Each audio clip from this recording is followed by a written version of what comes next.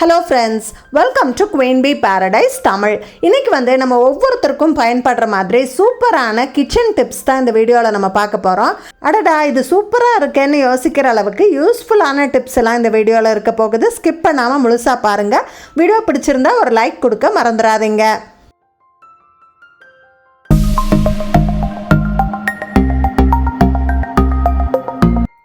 Working விமனுக்கெல்லாம் idli dosa மாவு அரைச்சி வைக்கிறது ரொம்பவே சிரமமான வேலையாக இருக்கும். அந்த வேலையை எடுத்தாலே ஒரு 2 மணி நேரம் அதுக்கே செலவு பண்ணுற மாதிரி இருக்கும். அப்படி இல்லாமல் ஒரு 10 நிமிஷம் மட்டும் செலவு பண்ணி ஒரு வாரத்துக்கு தேவையான இட்லி மாவை ஈஸியாக எப்படி ரெடி பண்ணி வச்சுக்கலாம் அப்படின்னு பார்க்கலாம். இந்த மெத்தடுக்கு நம்ம அரிசி ஊற வச்சு அரைக்க தேவையில்லை, உளுந்து மட்டும் ஊற வச்சா போதும். நான் 1 டம்ளர் அளவு உளுந்து எடுத்திருக்கேன். கூடவே ஒரு 1.5 டீஸ்பூன் அளவு வெந்தயம் சேர்த்துக்கிறேன். இது ரெண்டையும் ஒரு 2-3 தடவை வாஷ் பண்ணி எடுத்துக்கலாம். நல்லா கழுவி எடுத்ததுக்கப்புறமா இது மூழ்கிற அளவு தண்ணி ஊற்றி ஒரு 1 மணி நேரம் ஊற வச்சிடலாம். இப்போ இது நல்லா ஊறிடுச்சு. இதை ஒரு மிக்ஸி ஜாரில் சேர்த்து தண்ணி விட்டு நல்லா சாஃப்டாக அரைச்சி எடுத்துக்கலாம். இங்கே பெங்களூரில் இட்லி ரவை அப்படின்னு சொல்லி நம்மளுக்கு சூப்பர் மார்க்கெட்லலாம் கிடைக்குது. இது நம்ம ஊரில் ஈஸியாக கிடைக்குதான்னு தெரியல, ஆனால் ஆன்லைனில் அமேசான்லலாம் அவைலபிளாக இருக்குது. லிங்க் டிஸ்கிரிப்ஷன் பாக்ஸில் கொடுத்துருக்கேன். அப்போ உளுந்து எடுத்துருக்கோம். அதுக்கு 4 கப் அளவு இட்லி ரவை எடுத்துக்கலாம். இதை வாஷ் பண்ணணும்னு அவசியம் இல்லை, ஆனால் நான் என்னுடைய திருப்திக்காக ஒரு தடவை வாஷ் பண்ணி எடுத்துக்குவேன். நல்லா கழுவிட்டு இந்த மாதிரி வடிகட்டி எடுத்துக்குவேன். இப்போ இதில் நம்ம அரைச்சி வச்சுருக்க உளுந்தை சேர்த்திக்கலாம். கூடவே தேவையான அளவு உப்பு சேர்த்து இந்த மாதிரி ஒரு விஸ்க் வச்சு நல்லா கலந்து விட்டுருவேன். ஒரு 2-3 நிமிஷத்துலேயே சூப்பராக கலந்துரும். அவ்வளோதான், இட்லி மாவு ரெடி. இதை மூடி வச்சிடலாம், இது புளிக்கட்டும்.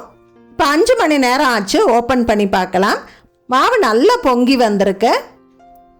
இப்போ இதில் இட்லி ஊற்றி காட்டுறேன் நான். நம்ம எப்பவும் இட்லி ஊற்றுற மாதிரி ஊற்றி ஆவியில் வேக வச்சா போதும். இந்த இட்லி நல்லா சாஃப்டாக டேஸ்ட்டாக இருக்கும். ஆனால் நம்ம அரிசி ஊற வச்சு செய்கிறத விட இது கொஞ்சம் ரவா இட்லி பக்குவத்தில் இருக்கும். ஆனால் டேஸ்ட் ரொம்பவே நல்லா இருக்கும். கண்டிப்பாக ட்ரை பண்ணி பாருங்கள். சின்ன குழந்தைங்க இருக்கிறவங்க தினமுமே அவங்களுக்கு இட்லி வேணுங்கும்போது நம்ம ஈஸியாக அந்த மாவு ரெடி பண்ணி வச்சுக்கலாம். ட்ரை பண்ணி பாருங்கள். சில சமயம் நம்ம அடுப்பில் பால் ஏதாவது வச்சுட்டு மறந்து போயிட்டோம் அப்படின்னா அந்த பாத்திரம் ரொம்பவே அடிப்பிடிச்சிரும். என் ஹஸ்பண்ட்டை தலைவலிக்குது, ஒரு காஃபி போட்டு கொடுங்கன்னு கேட்டேன். அப்புறமா கருகின வாசம் ஓடி பார்த்தா எனக்கு தலைவலி போயிட்டு நெஞ்சு வலியே வர மாதிரி ஆயிடுச்சு. சரி, பிரச்சனை இல்லை. இது ஈஸியாக க்ளீன் பண்ணுறதுக்கு ஒரு டிப் இருக்குது. அது எப்படின்னு பார்க்கலாம். இந்த tip happy home maker Jaya சேனல்லேருந்து பார்த்தேன். எனக்கு ரொம்ப யூஸ்ஃபுல்லாக இருக்குது. நீங்களும் தெரிஞ்சுக்கோங்க. ஒரு குக்கர் எடுத்துகிட்டு கீழே ஒரு ஸ்டாண்டு போட்டுட்டு கொஞ்சம் தண்ணி ஊற்றிக்கிறேன். இதுக்கு மேலே அந்த அடிப்பிடிச்ச பாத்திரத்தை வச்சு அதுக்குள்ளேயும் நம்ம தண்ணி ஊற்றிக்கலாம். இதில் 1 ஸ்பூன் அளவு வாஷிங் பவுடர் சேர்த்துக்கிறேன், துணி துவைக்கிற டிட்டர்ஜென்ட்டு. கூடவே கொஞ்சம் பேக்கிங் சோடா சேர்த்துக்கிறேன். இப்போ குக்கரை மூடி வெயிட் போட்டுடலாம். இதை ஸ்டவ்வில் வச்சு ஒரு 5-6 விசில் விட்டுருங்க. விசில் வரும்போது இது பொங்கியெல்லாம் வராது. சேஃப் மெத்தடு தான். ஸ்டவ் ஆஃப் பண்ணிட்டு அதை அப்படியே விட்டுருங்க. ஒரு 1 மணி நேரம் ஆறட்டும். இப்போ 1 மணி நேரம் ஆயிடுச்சு. ஓப்பன் பண்ணி பார்க்கலாம். அந்த அடிப்பிடிச்சதெல்லாம் நல்லா ஊறி போய் மேலே எழுந்த மாதிரி இருக்குது. இதை ஒரு ஸ்பூனோ ஃபோர்க்கோ வச்சு லேசாக இப்படி தேய்ச்சாலே போதும். பாதிக்கார அப்போவே வந்துடும். இப்போ எப்பயும் கழுவுற மாதிரி டிஷ் லிக்விடு போட்டு நல்லா தேய்ச்சி எடுத்துடலாம். அவ்வளோதான். பாருங்கள், அடிப்பிடிச்ச பாத்திரம் மாதிரியே இல்லை, பளிச்சுன்னு சுத்தமாக ஆயிடுச்சு. இந்த மாதிரி குக்கரில் வச்சு விசில் விடும்போது அந்த ப்ரெஷரில் குக் ஆகிறதால அந்த கரையெல்லாம் ஈஸியாக அப்படியே மேலே வந்துடும். இந்த மெத்தடில் க்ளீன் பண்ணும்போது ரொம்ப ஈஸியாக வேலை முடிஞ்சிடும். ஒரு 5 நிமிஷத்துலேயே நம்ம க்ளீன் பண்ணிடலாம். ஸோ உங்கள் வீட்டு பாத்திரம் ஏதாவது அடி பிடிச்சிருச்சு அப்படின்னா பேனிக் ஆகாமல் கண்டிப்பாக இந்த மெத்தட் ட்ரை பண்ணி பாருங்கள். சூப்பராக ஒர்க் அவுட் ஆகும். நம்ம எப்போவுமே பூரி சப்பாத்தி எல்லாம் செய்யும்போது இந்த மாதிரி ஒரு கப்பில் வர மாவு வச்சுட்டு அதை எடுத்து தூவி செய்வோம். இது தூவி செய்யும்போது நம்ம கவுண்டர் டாப்பெல்லாம் ரொம்பவே அழுக்காகும். அது மட்டும் இல்லை, நம்ம எக்ஸ்ட்ராவாக மாவு எடுத்துட்டோம் அப்படின்னா இதை எப்படி ஸ்டோர் பண்ணுறதுன்னு தெரியாது. இதில் ஈரம் பட்டிருக்கிறதால கொஞ்சம் கட்டியாக ஆயிரும்.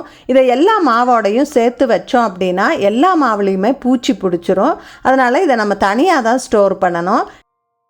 எல்லாம் மாவு தூவறக்கு இந்த மாதிரி ஸ்ப்ரிங்க்லர்ஸ் நம்மளுக்கு கிடைக்குது. இந்த ஸ்ப்ரிங்க்லர் இந்த மாதிரி மூடியோடு வருது. இதுக்குள்ளே மாவு வச்சு நம்ம தனியாக ஸ்டோர் பண்ணிக்க முடியும். இதை டைட்டாக லாக் பண்ணுறக்கு இந்த மாதிரி ஒரு சின்ன ப்ரொவிஷன் கூட கொடுத்துருக்காங்க. நம்ம இதுக்குள்ளே மாவு கொட்டிட்டு இப்படி லாக் பண்ணிக்கலாம். இப்போ சப்பாத்தி பூரி எல்லாம் திரட்டும் போது இந்த மாதிரி மாவு தூவி விட்டுக்கலாம். இப்போ இப்போ சுற்றிலும் மாவு ஆகாது, நம்மளுக்கு இந்த எக்ஸ்ட்ரா மாவு வேஸ்ட்டும் ஆகாது. யூஸ் பண்ணி முடிச்சுட்டு இப்படி மூடி வச்சிடலாம். அதனால் நீட்டாக மெயின்டைன் பண்ணிக்க முடியுது.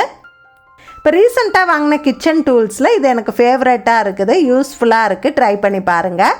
லிங்க்கு டிஸ்கிரிப்ஷன் பாக்ஸ்லேயும் பின்னு கமெண்ட்லேயும் கொடுத்துருக்கேன்.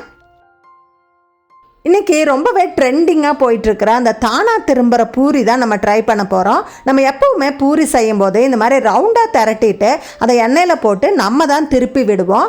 ஆனால் பூரியை இந்த மாதிரி நீளமாக தேய்க்கும் போது அது தானாகவே திரும்பிக்கும் அப்படின்னு சொல்கிறாங்க. அதை தான் இன்றைக்கி நம்ம ட்ரை பண்ணி பார்க்க போகிறோம்.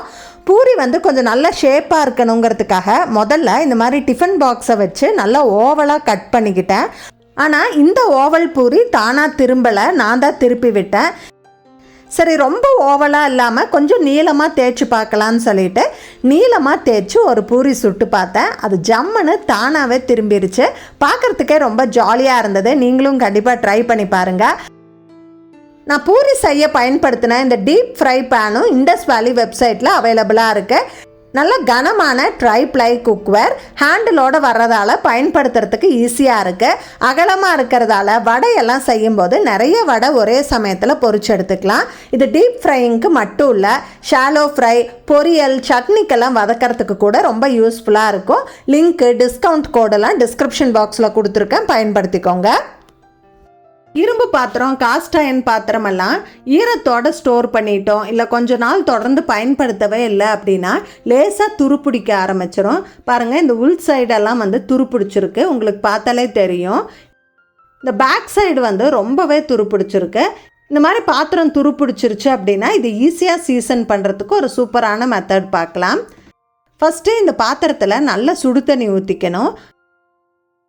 கம்பி நார் வச்சு அந்த துருப்பிடிச்சதெல்லாம் அப்படியே தேய்ச்சி எடுத்து விட்டுறணும். இப்போது இதை எப்பயும் கழுவுற மாதிரி டிஷ் லிக்விட் போட்டு நல்லா தேய்ச்சி எடுத்துக்கலாம். ஒரு காட்டன் துணி வச்சு அந்த ஈரத்தை எல்லாம் சுத்தமாக தொடச்சி எடுத்துக்கலாம். இப்போது இதை எண்ணெய் போட்டு சீசனிங் பண்ண போகிறோம். நான் வந்து இந்த இண்டஸ் வேலியோட காஸ்ட் அயர்ன் சீசனிங் ஆயில் வந்து யூஸ் பண்ணுறேன். சீசனிங் பண்ணுறதுக்கு இந்த ஆயில் தான் பயன்படுத்தணுமா அப்படின்னா கண்டிப்பாக இல்லை. நீங்கள் உங்கள் வீட்டில் இருக்க குக்கிங் ஆயில் பயன்படுத்தியும் சீசன் பண்ணலாம். ஆனால் இதில் வந்து ஒரு 5 விதமான திக்கான ஆயில் கலந்து வச்சுருக்காங்க. அதனால் சீசன் பண்ணுறது ரொம்பவே ஈஸியாக இருக்குது, சீக்கிரமாக சீசன் ஆகிடுது. அது மட்டும் இல்லை, திரும்பவும் துருப்பிடிக்காமல் நிறைய நாளைக்கு அந்த சீசன் பண்ணினது அப்படியே இருக்குது. அதனால் நான் இந்த ஆயில் பயன்படுத்துகிறேன். இப்போ இதை ஸ்டவ்வில் வச்சு ஸ்டவ்வை ஆன் பண்ணி நல்லா ஹீட்டாக விட்டுறலாம். இது வந்து நல்லா ஹீட் ஆகி நல்லா புகை வரணும், அந்த அளவுக்கு நம்ம ஹீட் பண்ணிக்கணும். உங்களுக்கு பார்த்தாவே தெரியும் நல்லா புகை வந்துட்டுருக்கு. இந்த ஸ்டேஜில் நான் ஸ்டவ் ஆஃப் பண்ணிடுறேன். இப்போ இந்த பாத்திரம் சீசன் ஆயிடுச்சு. நம்ம இதை எடுத்து இப்படியே ஸ்டோர் பண்ணலாம். நீங்கள் சமைக்க பயன்படுத்தும் போது லைட்டாக வாஷ் பண்ணிவிட்டு நீங்கள் சமைக்க பயன்படுத்தலாம். துரு கரை எதுவுமே இல்லாமல் நம்ம சேஃபாக பயன்படுத்த முடியும். நம்ம வீட்டில் வெள்ளரிக்காய் வாங்கும்போது அதை நல்லா கழுவிட்டு இந்த மாதிரி உடனே அறுத்து நம்ம சாப்பிடுவோம். ஆனால் சில சமயம் அந்த வெள்ளரிக்காய் ரொம்ப கசப்பாக இருக்கும், சாப்பிடவே முடியாது. இதுக்கு என்ன காரணம்னு பார்த்தீங்கன்னா, இயற்கையாகவே வெள்ளரிக்காயில் கியூக்யூர்பிட்டாசின் அப்படின்னு ஒரு கசப்பான கெமிக்கல் வந்து உள்ளே சுரந்துருக்கும். அது விஷம் இல்லை, அது கசப்பாக இருக்கும், அவ்வளோதான். ஆனால் அதை ஈஸியாக நம்ம வெளியில் எடுக்க முடியும்.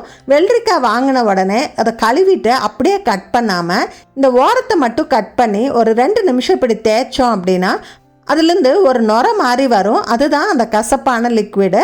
அதை நம்ம இப்படி தேய்ச்சோம்னாலே வெளியில் வந்துடும். இதே போல் வெள்ளரிக்காவோட 2 சைடும் நம்ம தேய்ச்சி எடுத்துட்டு அதுக்கப்புறமா வெள்ளரிக்காயை இன்னொரு முறை கழுவிட்டு நம்ம கட் பண்ணி சாப்பிடலாம். நம்ம எப்பயும் கட் பண்ணி சாப்பிட்றத விட இந்த மெத்தடில் கட் பண்ணி சாப்பிடும்போது ரொம்பவே ஸ்வீட்டாக இருக்கும். ட்ரை பண்ணி பாருங்கள். ப்ரெட்டு டோஸ்ட் பண்ணும்போது நம்ம தோசைக்கல்லில் ஒவ்வொரு ப்ரெட்டாக போட்டு டோஸ்ட் பண்ணும்போது ரொம்ப டைம் ஆகும். உங்கள் வீட்டில் ஓடிஜி இருக்குது அப்படின்னா நீங்கள் ஒரு பேக்கெட் ப்ரெட்டை 2 நிமிஷத்தில் டோஸ்ட் பண்ணிக்க முடியும். இந்த மாதிரி நீங்கள் கிரில் பிளேட்டை போட்டுட்டு இந்த ப்ரெட் பீசஸ் எல்லாம் நிற்க வச்ச மாதிரி இப்படி நிறுத்திட்டு அதுக்கப்புறம் டோஸ்ட் பண்ணி பாருங்கள். ஒரு பேக்கெட் ப்ரெட்டை 2 நிமிஷத்தில் நம்ம டோஸ்ட் பண்ணிட முடியும். மீடியம் ப்ரௌனில் செட் பண்ணியிருக்கேன். நல்லா கிறிஸ்பியாக டோஸ்டாக இருக்குது. பிள்ளையார் சதுர்த்திக்கு கொழுக்கட்டைக்கு செஞ்ச தேங்காய் பூரணம் மீதி ஆயிடுச்சு. அதை ஏன் வேஸ்ட் பண்ணணும்னு சொல்லிட்டு நான் சப்பாத்திக்குள்ளே வச்சு இந்த மாதிரி ரோல் பண்ணி ஸ்வீட் சப்பாத்தி செஞ்சு கொடுத்தேன்.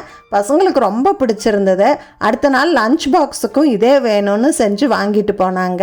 ஸோ உங்கள் வீட்டு குட்டீஸு லஞ்ச் பாக்ஸ்க்கு எது கொடுத்தாலும் சாப்பிட்டுட்டு வரலன்னு வருத்தப்படுறீங்களா?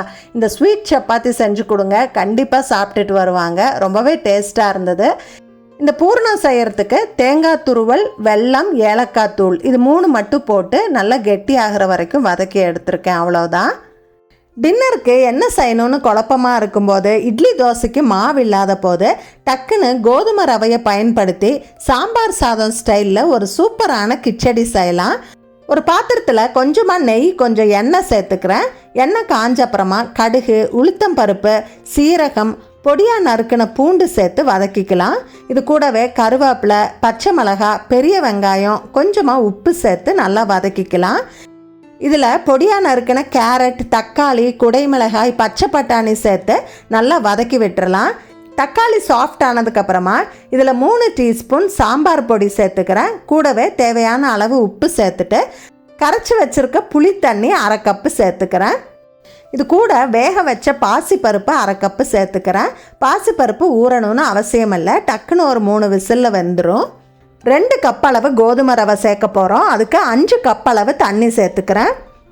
உப்பு காரம் சரி பார்த்து மூடி வச்சிடலாம். காயெல்லாம் நல்லா வேகட்டும். இது நல்லா கொதிச்சதுக்கப்புறமா இது கூட 2 கப் அளவு ரவை சேர்த்து கிளறி விட்டுறலாம். கடைசியாக கொஞ்சம் கொத்தமல்லி தழை சேர்த்துக்கலாம். இது கொஞ்சம் தளர்வாக இருக்கும் போதே நம்ம ஸ்டவ் ஆஃப் பண்ணிடணும், ஏன்னா ஆறும்போது இன்னும் கெட்டியாகும். சாம்பார் சாதம் ஸ்டைலில் கோதுமை ரவை கிச்சடி சூப்பராக ரெடி ஆயிடுச்சு. உப்புமா பிடிக்காதவங்க கூட விரும்பி சாப்பிடுவாங்க. கண்டிப்பாக ட்ரை பண்ணி பாருங்கள். நான் கிச்சடி பண்ண பயன்படுத்தின இந்த பாத்திரம் பார்த்தீங்கன்னா ஒரு ட்ரை-ப்ளை குக்வேர். நல்ல அகலமாக பெரிய பாத்திரமாக இருக்குது. பிரியாணி, புலாவெல்லாம் பண்ணுறதுக்கு ஒரு நல்ல பாத்திரம் தேடிட்டு இருக்கீங்க அப்படின்னா இது ஒரு சூப்பரான சாய்ஸாக இருக்கும். இது ஒரு ட்ரை-ப்ளை குக்வேர். நல்ல கனமாக ஹெவியாக இருக்குது. ஹேமர்டு ஹேண்டில் கொடுத்துருக்காங்க. கூடவே கிளாஸ் லிட்டோட வருது. இந்த பாத்திரம் இண்டஸ் வேலி வெப்சைட்டில் அவைலபிளாக இருக்குது. நம்ம சேனலுக்கு ஒரு கூப்பன் கோடும் இருக்குது. அது பயன்படுத்தினா இன்ஸ்டண்ட்டாக 12% டிஸ்கவுண்ட் கிடைக்கும். அவைல் பண்ணிக்கோங்க. லிங்க் டீட்டெயில்ஸ் எல்லாம் டிஸ்கிரிப்ஷன் பாக்ஸில் இருக்குது. நான் இந்த வீடியோவில் ஷேர் பண்ண டிப்ஸ் எல்லாம் உங்களுக்கு ரொம்ப யூஸ்ஃபுல்லாக இருந்திருக்கும்னு நினைக்கிறேன். கண்டிப்பாக உங்கள் கிச்சனில் ட்ரை பண்ணி பார்ப்பீங்கன்னு நினைக்கிறேன். வீடியோ பிடிச்சிருந்தா இந்த வீடியோக்கு ஒரு லைக் கொடுக்க மறந்துடாதீங்க. உங்கள் ஃப்ரெண்ட்ஸ் அண்ட் ஃபேமிலி கூட ஷேர் பண்ணிக்கோங்க. மறக்காமல் நம்ம குயின் பீ பாரடைஸ் தமிழ் சேனலை சப்ஸ்கிரைப் பண்ணிடுங்க. தேங்க்ஸ் ஃபார் வாட்சிங். Bye bye.